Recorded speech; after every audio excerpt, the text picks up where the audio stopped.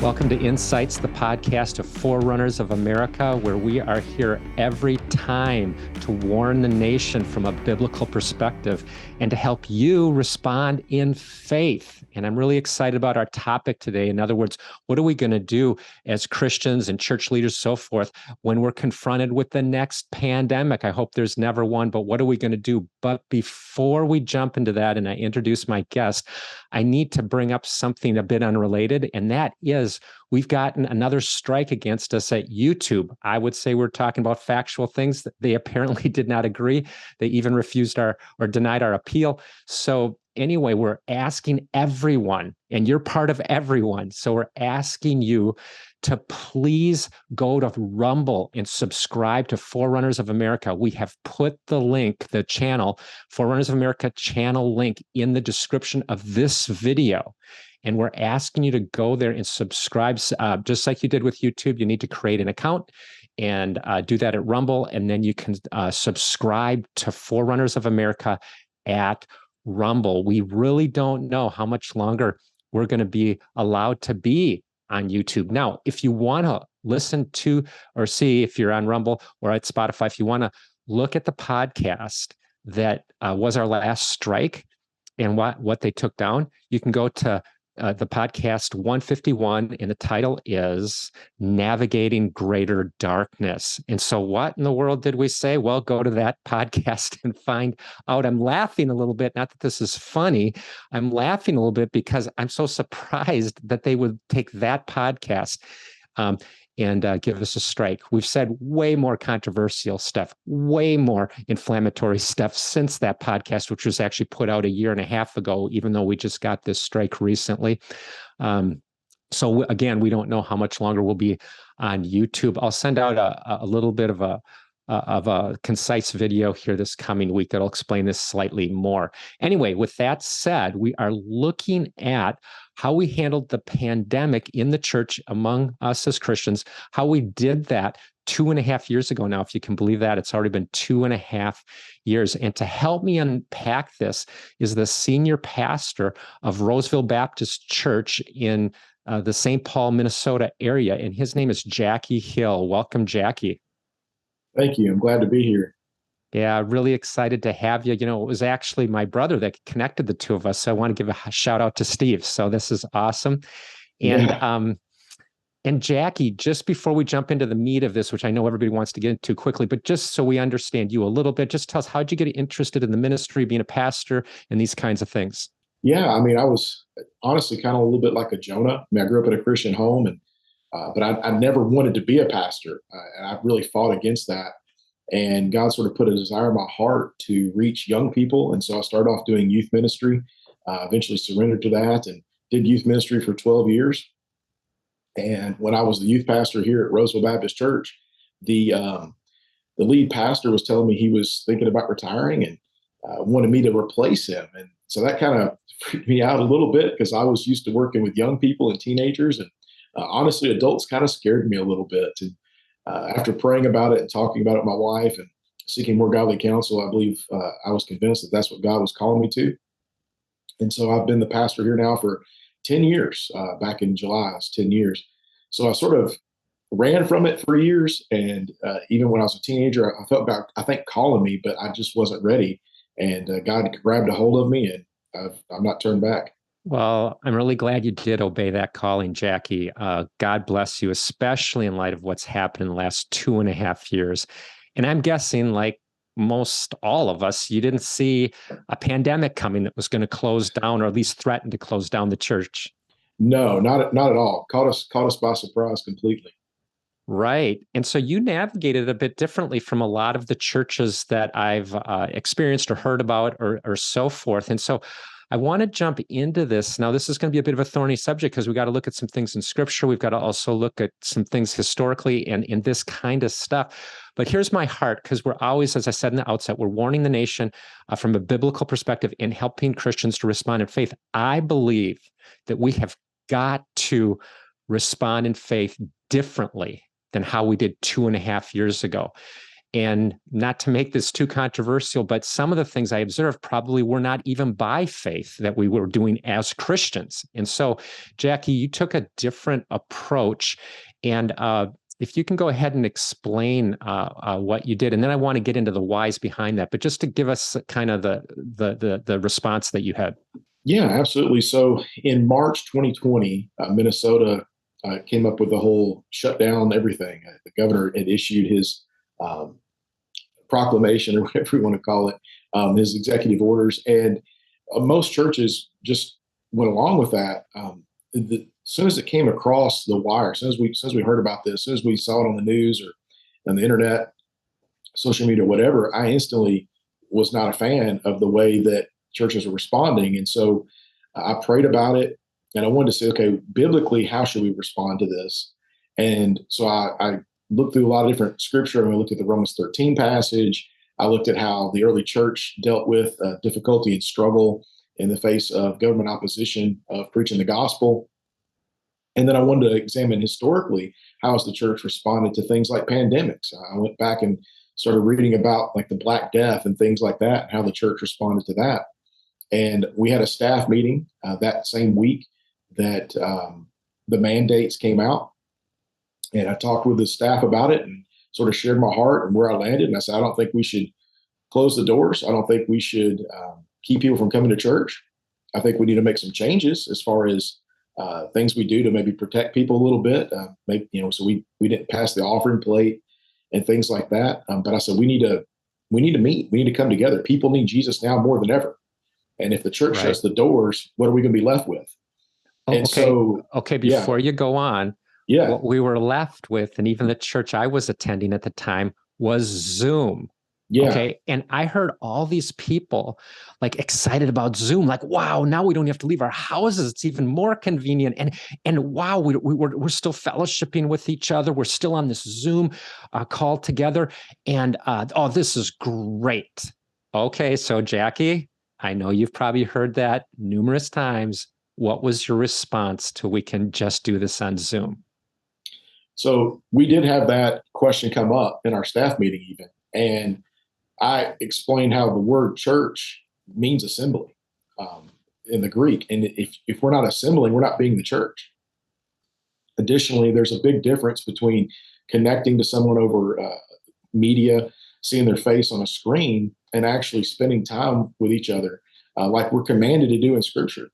And I can't see a reason for us not to do it just because there's a threat of some sort of virus. And I said we could do both. We can do video, but we still need to keep the doors open so that people can come. Additionally, I explained that there might be people that are not a part of our church right now that might be seeking because of this entire pandemic, and they're not going to connect by Zoom. So we need to be here, be available, be open so that they can come.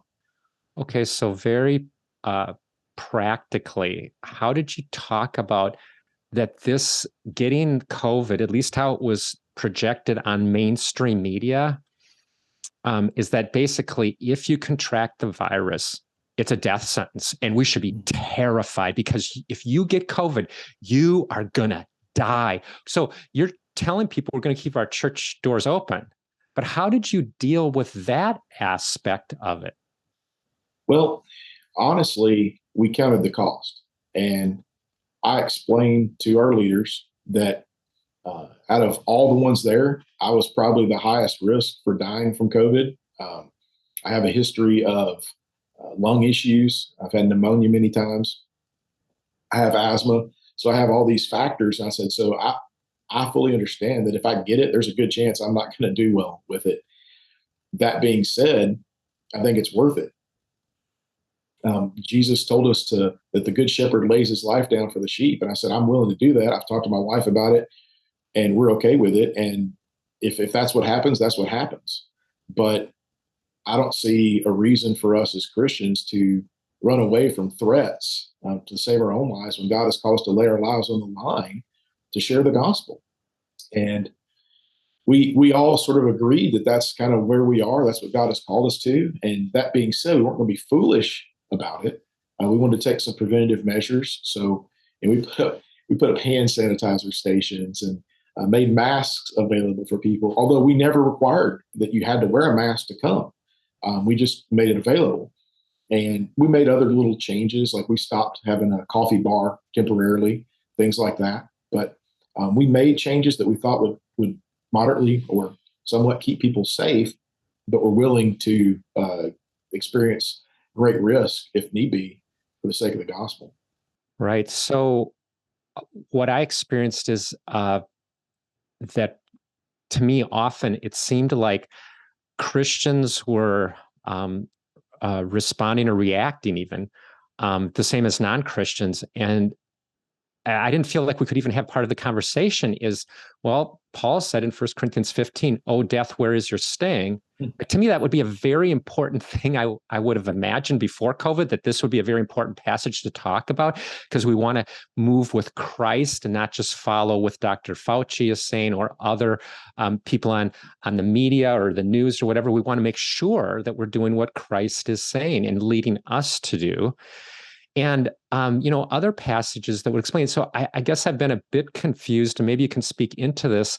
How come even within the church, we were never allowed, I think we self-censored actually, but we were never allowed to say what you just said, which is, if I lay my life down for the sheep, that is the biblical model. Or if you're in the congregation and you happen to be, get a severe case of COVID and die, well, then you're going to be with the Lord, and we'll rejoice with you that you got there first. You're in a much, much, much better place. It was almost like all this kind of attitudes. Actually, let me put it this way.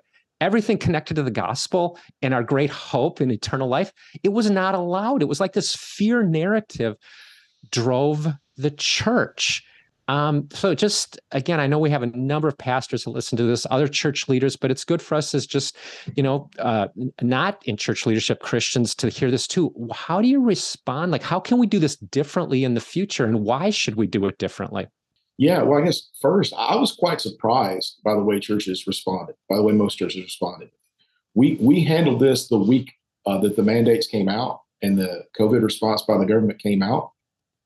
And so we didn't have any idea how other churches were going to respond at that point in time. And then we got into this and we found out that we're pretty much the only church in the Twin Cities area that's still meeting, and doing this. It really, really shocked us. We thought this would be the typical response from churches. So I think you hit the nail on the head. People were responding in fear rather than faith, and we forgot what God has called us here to do in the first place. And I honestly think that was the way that we were before COVID. It's just COVID exposed that. As an American church, we're pretty soft as a general rule. We don't like persecution, and not that we should just love it, but we're supposed to consider it pure joy when we face trials of many kinds. That's what James tells us in James chapter 1. So, but we don't deal with difficulty easily, and we flee persecution anytime we have the opportunity or complain about it. That was a big aha moment for me watching this unfold, because I think we still have this lingering thing from a generation ago and earlier in American history that we're rugged, individualistic Americans, and we're not just going to be told what to do and be put down and stay in your house. You're not allowed to leave, which at the time I was experiencing that in Michigan. And I was like, wow, this is a version of totalitarianism. This is not what I would call even walking this out in a somewhat balanced way. This was, to me, extreme, but it seemed like everybody went along with it.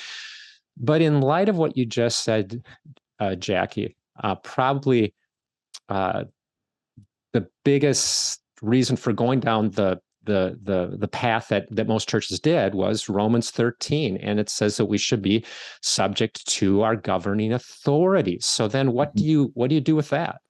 Yeah, we wrestled with that passage quite a bit, and we landed in two places. One is in Acts 4 and in Acts 5, when you have the apostles being arrested for proclaiming the gospel, and their governing authority told them to stop doing it, and yet they continued, ultimately going as far as to say that we have to obey God rather than man. And so I think there's a biblical precedent for disobeying the governing authority if it's so that you can continue to proclaim the gospel. But we also, the second part of that was that we believe in our country, our governing authority is our Constitution, not the governor or even the president. They're bound by that Constitution, and our Constitution declares that we have the right to assemble as the church. That we're not supposed to have that right infringed, and we believe that the mandates were unjust and not in line with our actual governing authority, our Constitution. So we had two reasons there, which was one, our governing authority is not the governor. It's the Constitution. And then two, there's a biblical precedent to disobey the governing authorities when they're telling us to disobey God. Right. And it was interesting to see this walked out in different locations. I'm thinking of California at the moment, where three large churches, based on the U.S. Constitution, they took this to court. And even in California, the judge ruled in their favor that no, you cannot be telling churches that they cannot meet. If they want to do that, even during a pandemic, that is a constitutional right.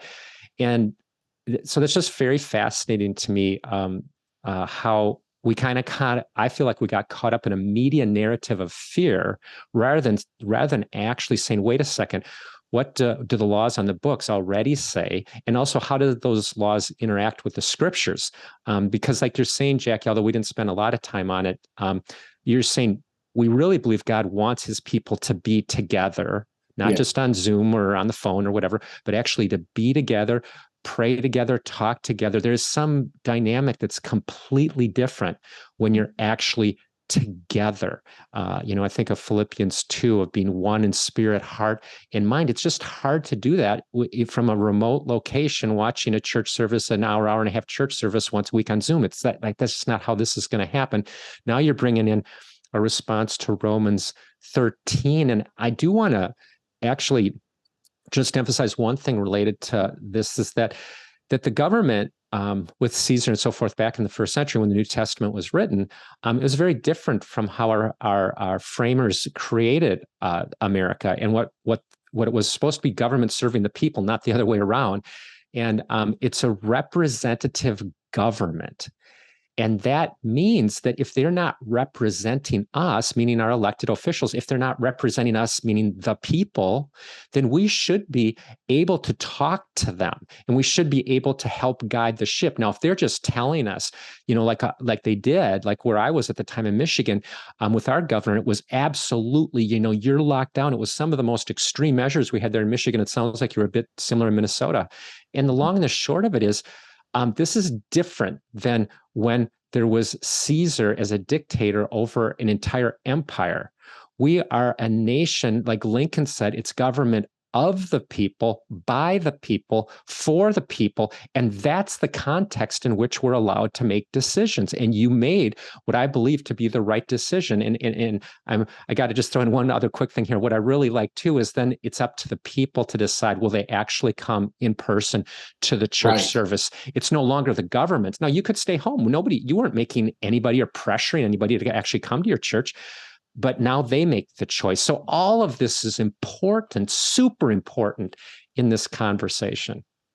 Yeah, and that's the key too. We didn't want to guilt people into coming to church. We provided an opportunity for people to gather as the church, to worship God, to grow in the Word, to encourage one another, and pray for one another.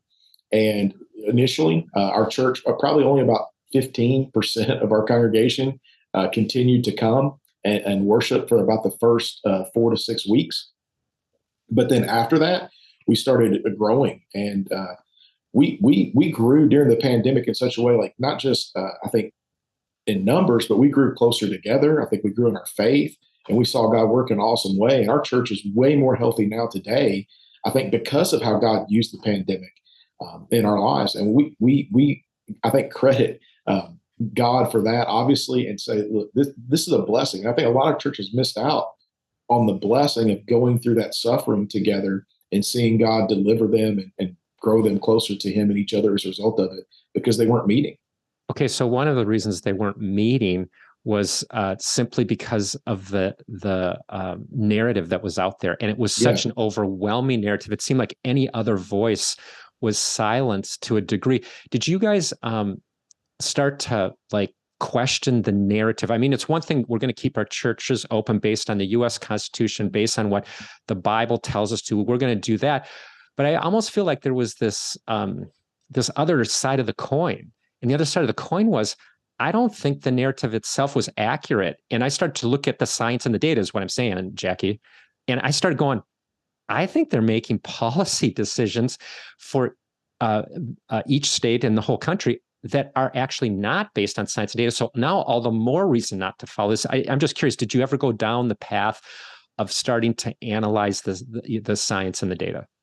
Yeah, I mean, right away. And my wife is a pediatric nurse. She's been doing nursing for 19 years. And so they had all the COVID protocols they were doing. And she thought a lot of them were just garbage based off of medical science. The responses just didn't make sense.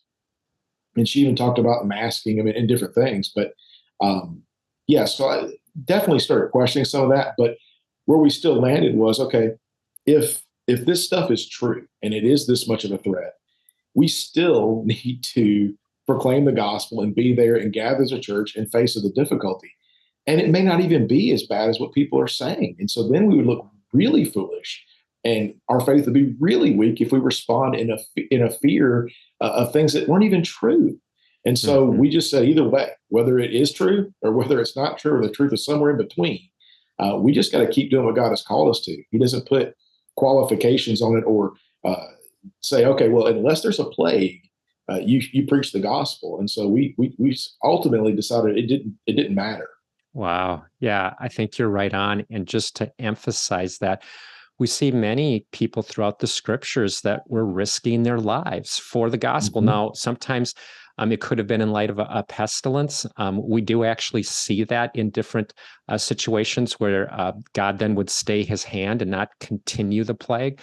But also we see that from military threats throughout the Bible, and how people risk their lives to follow God. And by the way, maybe a little bit more akin to what you're describing here is definitely the book of Daniel, when Daniel's friends are thrown into the fiery furnace because they're not willing to worship a human, a statue, and go along with let's just call it the government mainstream media narrative. They weren't allowed, they would not go along with it. And then of course, God protects them, but they're obviously in that situation because they didn't do what the government would say.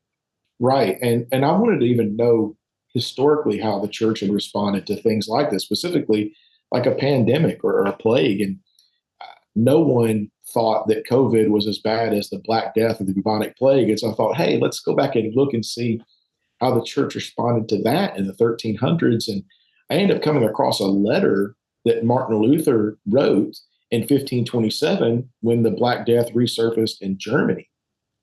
And the letter was a response to other pastors who asked, who wanted to know what Luther thought. And they were asking, what should we do? How should we respond? Should we flee?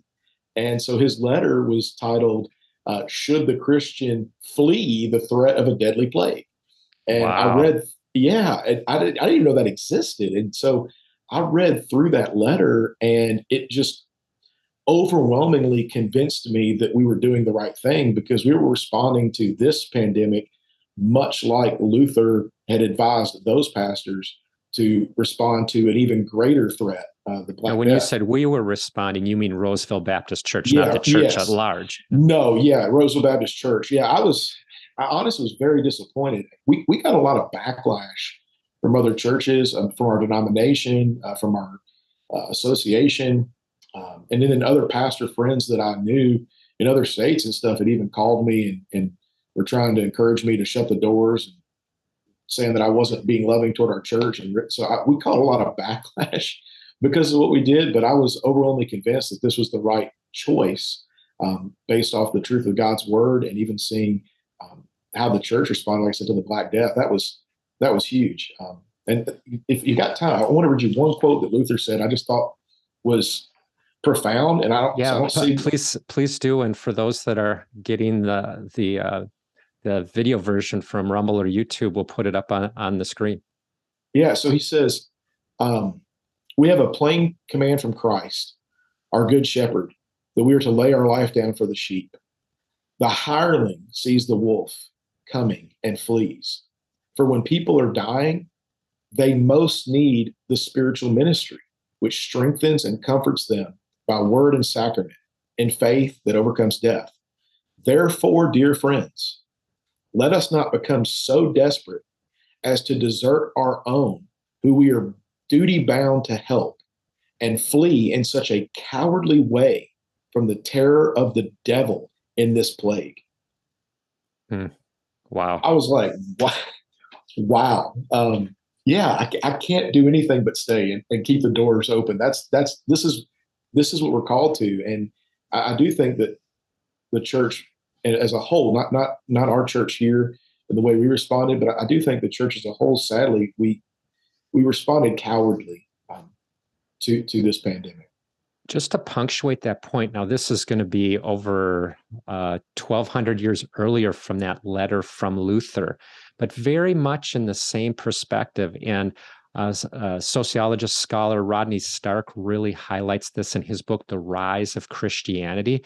But it's very much in line with the letter you just read there from Martin Luther. And it's basically this, that back in the first few centuries after Christ's resurrection, that there were pandemics that would come through, and the wealthy and the powerful would leave because they had the money to do so and the means to live somewhere else. They would leave a small town, a city, whatever, and they just to simply protect themselves. Okay, but Christians, and Stark highlights this, Christians often stayed, and not because they had to, in many cases because they chose to stay and minister to the sick, even in the situation where knowing that they themselves may die. And some of the Christians did die while they're ministering to the sick. I mean, talk about bravery, courage, etc. It smells like what we see in the Bible, the great patriarchs and matriarchs in the Bible. And here, how we responded this 2020 onward has been really just to lay over and not to think about this in that way. Yeah, and it's sad. And my hope and prayer is that as a whole, the church has learned from this, and we're not going to do this again. Right. And then I agree. That's why we're doing this podcast. And two, that when Luther's talking about they're ministering to the sick and dying, and of course that's to your own risk, right?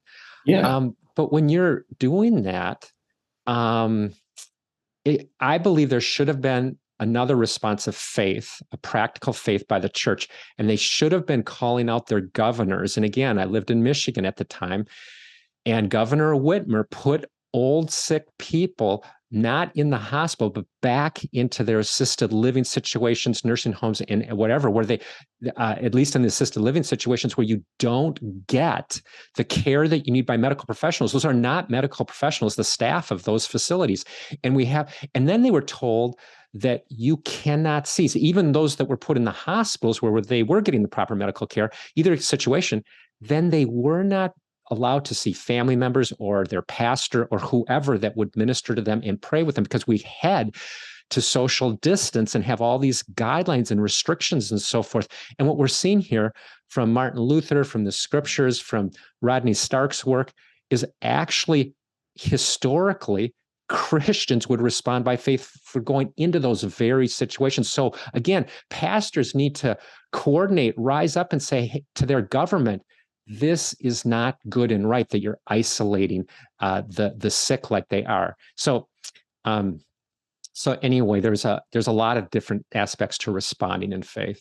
Yeah, and that whole situation angered me and it saddened me. We've had a fairly robust nursing home ministry in our church. We have a nursing home that joins our church parking lot, and then there's another one about a mile and a half away that we've done ministry to for over 35 years. And they wouldn't let us come in, and obviously they're not letting the family come in. And it took us about a year to get to where we could just have one visitor come. And so we weren't doing services, but we were visiting the residents.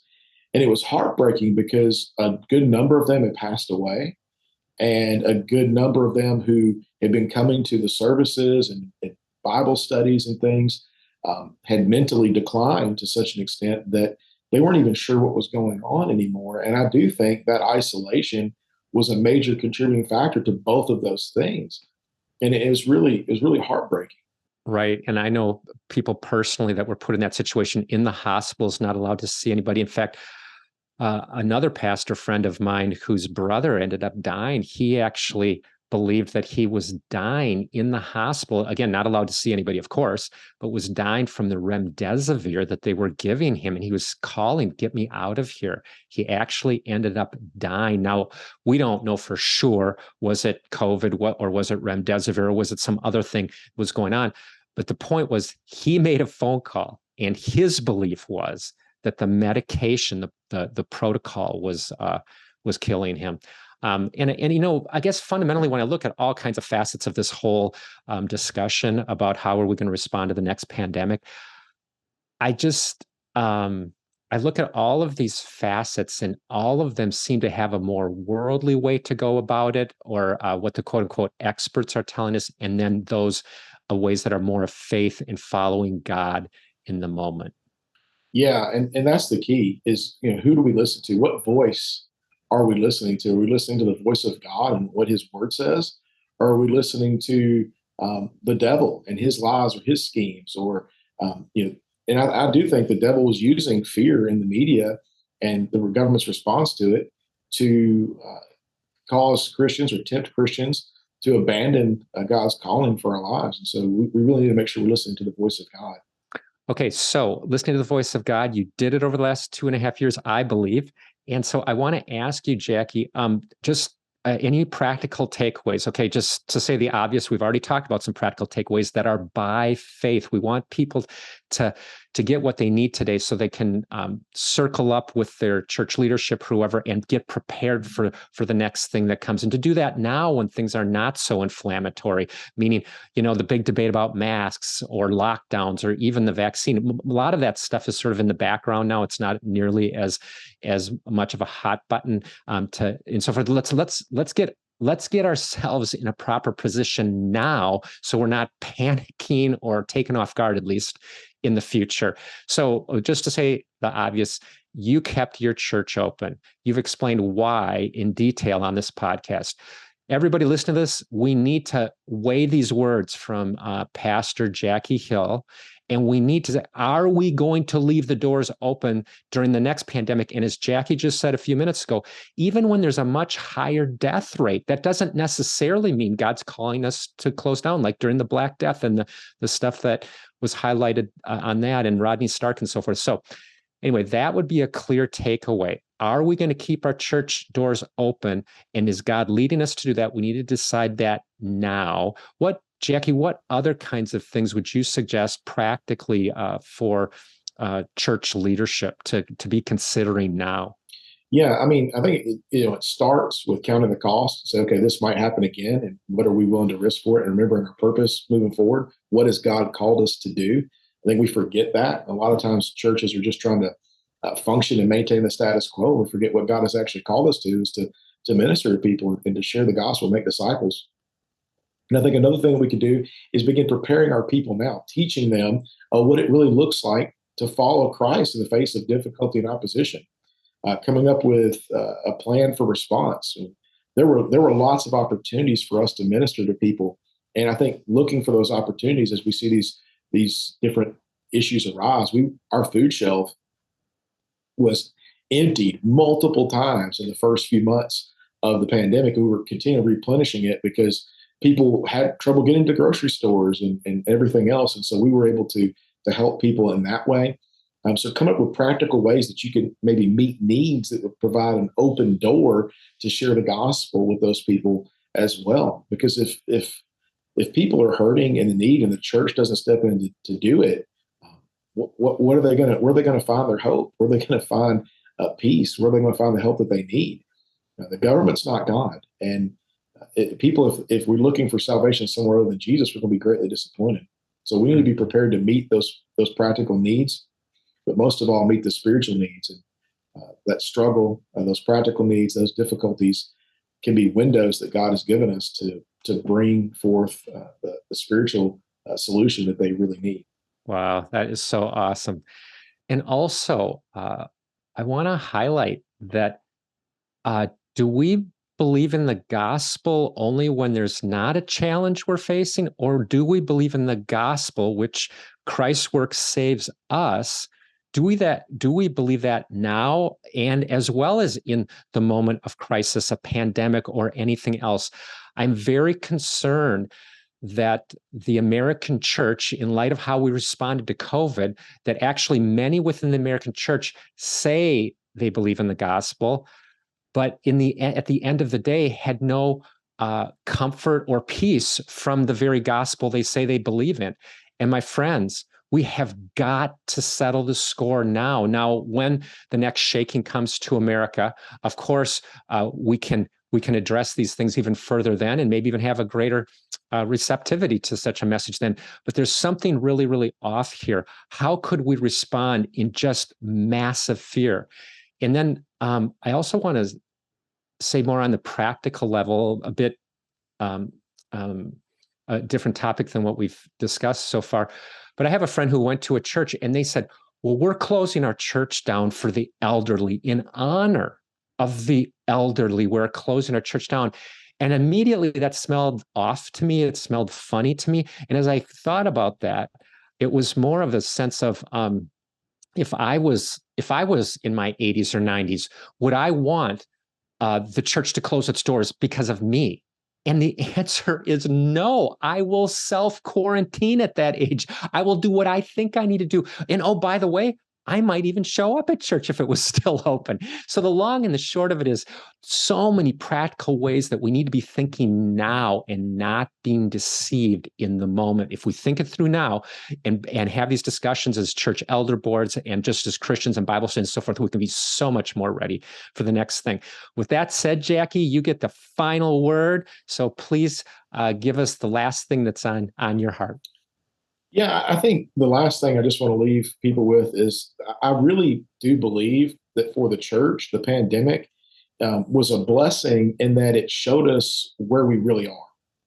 And that's important because if we know where we really are and what God has called us to, then we know where we need to be or where we need to get to. And I really see it as a blessing because now we know, okay, we need to really buckle down and work on discipleship. We need to teach our people how to follow Jesus in difficulty. And it really has exposed kind of the shortcomings of where we are as a church in my own life and the lives of the church. And that's really a blessing. And because difficulty, crisis reveals character.